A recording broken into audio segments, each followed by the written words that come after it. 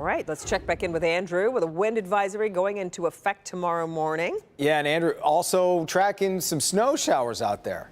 Kimberly and Jason, you're right. And emphasis on the word some when it comes to snow showers. Nothing too heavy, just enough that we can handle. And there's a lot to handle here with the cold front that's on the way. Higher winds, falling temperatures, and those snowflakes. But fortunately, we have pretty calm conditions right now. In fact, a temperature of 34. That's 1 degree higher than when you joined us earlier at 6 p.m. Now, winds are at 10 miles per hour, but notice the direction here. Out of the south. That will give a boost to our temperatures or keep them level, mostly in the low and middle 30s overnight. But once they switch and come out of the west, boy, that's really going to drop the temperatures quickly as we go through the day on your Wednesday. That cold front, once again, is going to bring three things. One, those winds. Not only the change in wind direction, but also the wind speeds. They'll be increasing dramatically with wind gusts up to 40 miles per hour or greater. Falling temperatures as well. We go from 30s overnight and in the morning to 20s, even teens by tomorrow afternoon. That's right, they'll be falling, not rising. And falling snowflakes possible, but fortunately scattered and on the light side. Let's talk about those winds first. Wind advisory in effect starting at 7 o'clock tomorrow morning. Doesn't end until 10 o'clock tomorrow night for Detroit and all of southeast Michigan because of wind gusts like these. See these areas of red? Those are indications where we could see wind gusts 35, 40 miles per hour or even greater as early as mid-morning tomorrow through the middle of the day, even into the afternoon. Could bring down trees, even power lines. We've seen that happen before. So if you come across any down wires, make sure you stay away and call the authorities immediately. Also, tree limbs and even trees have a possibility of being knocked over. Be careful driving as well, whether it's trucks, RVs, any high-profile vehicles.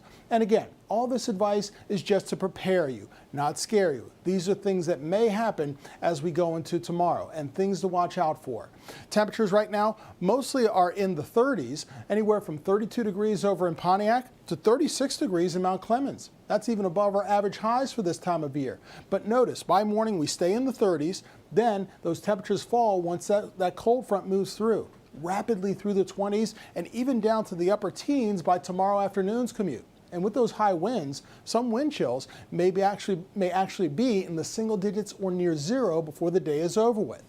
Now that cold front and the possibility of snow.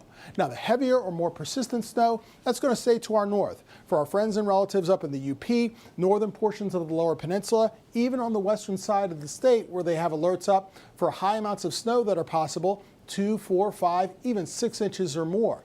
While around here, the snow is going to be scattered and light over the next couple of days, first because of the cold front, secondly because of some lake effect snow. That will make it basically a 2-day total of about a ½ inch to an inch of snow right here in the metro zone from Detroit over to Southfield and Warren.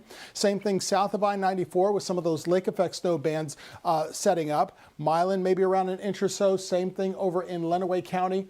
½ inch to an inch also possible in areas to our west, in our west zone, including Livingston County, western Oakland County. In our north zone, possibility of some heavier snow, close to 1 to possibly 2 inches the farther north you go into the thumb. So to round things out, temperatures remain in the 30s tonight. Not very windy right now, but it does become breezier and windier by dawn. Sunrise is at 8:02.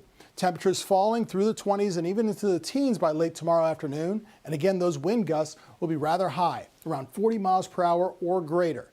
Then things calm down a bit on Thursday and Friday, but it gets colder with highs only in the 20s. For the weekend, we're back into the 30s. Next chance of any slipperiness or rain-snow mix possible by Sunday. Okay, Andrew, thank you. An unusual